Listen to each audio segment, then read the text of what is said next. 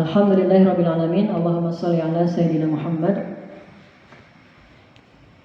Bapak Ibu jamaah sholat subuh yang dirahmati Allah, marilah kita sejenak bermajelis ilmu di ba'da subuh ini untuk menggugurkan salah satu kewajiban kita untuk thalabul ilmi. Dan barangkali di kesempatan-kesempatan lainnya di hari ini kita pun masih bisa menimba ilmu di berbagai majelis ilmu yang bisa kita lakukan. Pada hari ke-25 ini ya Bapak Ibu, 25 Ramadan, tentunya kita patut bersyukur kepada Allah Subhanahu wa taala karena Allah Subhanahu wa taala masih memberikan kesempatan, kesehatan, kekuatan, iman Islam dan juga usia tentunya kepada kita semua sampai tiba di fase ini. Yang tentunya kita mungkin tidak jauh ya, mungkin saudara kita sendiri, keluarga kita sendiri, teman kita sendiri yang masih ikut bersama-sama dengan kita, mungkin iktikaf ya seperti tahun ini. Tahun lalu ikut bersama-sama namun tidak sampai Ramadan Allah sudah panggil. Ya, usianya sudah selesai. Atau mungkin sampai ke bulan Ramadan tapi hanya di awalannya saja. Atau sampai di 10 hari terakhir tapi tidak sampai di seperti hari ke-25 ini. Maka tentunya ini adalah satu hal yang harus kita syukuri, sebagaimana hadis riwayat Ibnu Majah yang disampaikan panjang sekali ya tentang mimpinya Thalhah bin Ubaidillah, salah satu sahabat Nabi yang dijamin masuk ke dalam surga, salah satu dari 10 sahabat Nabi. Maka disampaikan ketika itu diceritakan Thalhah itu bermimpi tentang 2 orang yang masuk ke dalam surga. Namun ternyata yang dipanggil masuk surga itu yang wafatnya belakangan. Yang wafatnya belakangan dan matinya di ranjang, tidak di medan perang. Tapi masuk surga duluan gitu. Thalhah bingung. Padahal orang yang masuk surganya belakangan ini dia wafatnya di medan perang, mati syahid. Walaupun wafatnya duluan, setahun sebelumnya dari orang yang pertama. Maka heranlah Thalhah, kenapa dia masuk surga duluan gitu ya? Padahal matinya biasa aja, tidak medan perang. Padahal mati syahid kan luar biasa pahalanya. Maka Thalhah bercerita kepada sahabatnya dan sampailah ke telinga Nabi. Nah, enaknya zaman Nabi mah bisa langsung koreksi ya ke Nabi ya. Tadi Thalhah mimpi seperti ini, bagaimana wahai Rasulullah? Maka Rasulullah SAW pun bersabda, mengapa kalian heran? Mengapa kalian heran? Bukankah orang yang wafatnya belakangan itu, yang wafatnya di ranjang saja, tidak di medan perang, itu hidup lebih lama 1 tahun dan ketemu bulan Ramadan. Dan di bulan Ramadan dia bisa sholat ini itu saum sepanjang bulannya.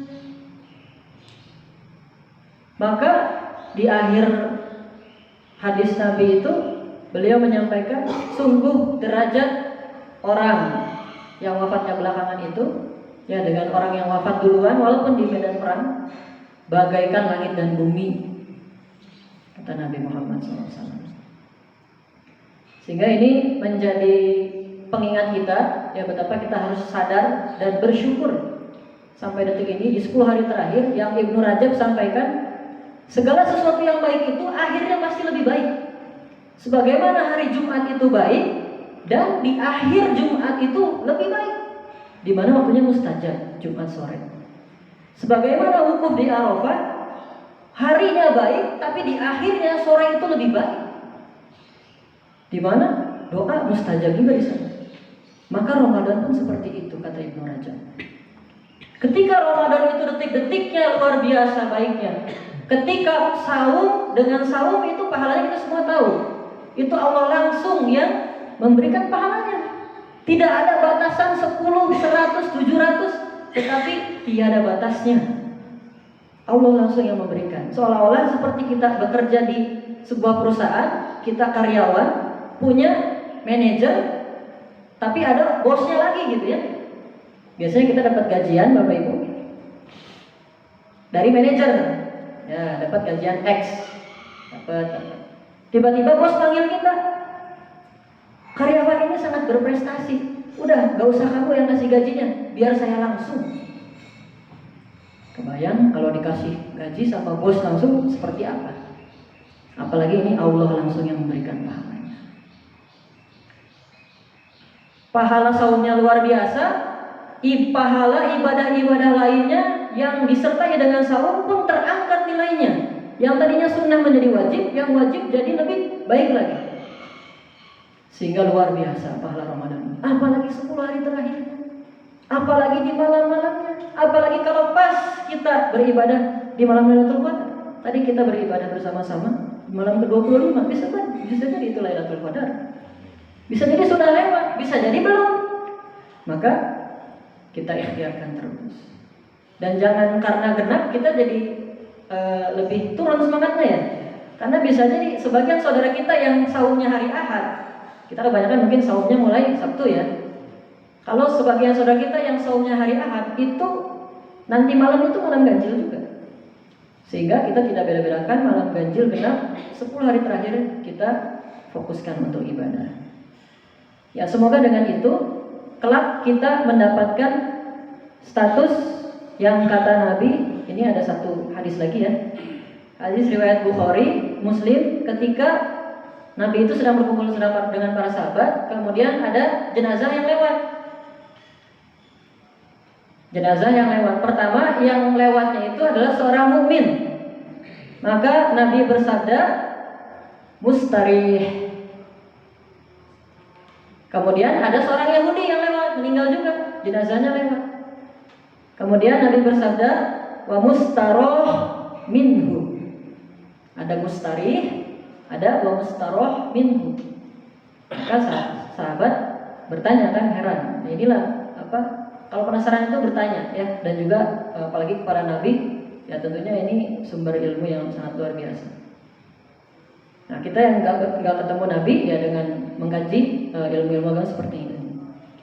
Kemudian kalau mustarih itu kata Nabi itu seorang hamba yang beriman yang dengan kematiannya ia telah beristirahat dari lelahnya dunia, lelahnya ibadah. Kita lelah Bapak ya, berlelah-lelah ibadah 10 hari terakhir ini, bahkan yang terbaik sampai begadang. Tapi kalau nggak kuat ya sedikit aja tidurnya. Ya kalau paling minimal banget ya sholat isya berjamaah dan subuh berjamaah. Tapi enggak lah ya, tambah tarawih. Tapi kita optimalkan yang bisa kita lakukan. Maka wafatnya seorang mukmin itu adalah istirahat dia dari dunia. Kemudian bagaimana dengan wa mustaroh minhu? Kalau wa mustaroh minhu, justru orang lainlah yang beristirahat darinya. Orang-orang beristirahat darinya, bahkan hewan-hewan, bahkan tumbuhan, kata Nabi. Saking dia dalam hidupnya tuh melakukan banyak kezaliman, tidak hanya kepada manusia, tapi juga kepada alam semesta ini. Sehingga dengan wafatnya dia, justru orang-orang bergembira. Orang-orang beristirahat dari wafatnya dia, orang yang jahat, orang yang zalim. Nah, maka kita tentunya tafakur di kesempatan kali ini, tentunya kita ingin istirahatnya kita nanti, yang wafatnya kita, apakah di Ramadan ini Allah wafatkan, apakah pasca Ramadan? Kan kita juga belum tahu apakah akan ketemu dengan Ramadan tahun depan. Sering disampaikan oleh para dai, maka kita optimalkan semampunya. Semoga dengan itu kita bisa keluar di bulan Ramadan tahun ini dalam keadaan diampuni dosanya oleh Allah, mendapatkan rahmatnya, keberkahannya, dan juga kelak semoga kita bisa terus istiqomah mengamalkan amal-amal bulan Ramadan sehingga wafat dalam keadaan husnul khotimah. Demikian yang bisa disampaikan. Terima kasih atas perhatiannya. Mohon maaf dan kekurangan. Wabillahi taufiq wal hidayah. Assalamualaikum warahmatullahi wabarakatuh.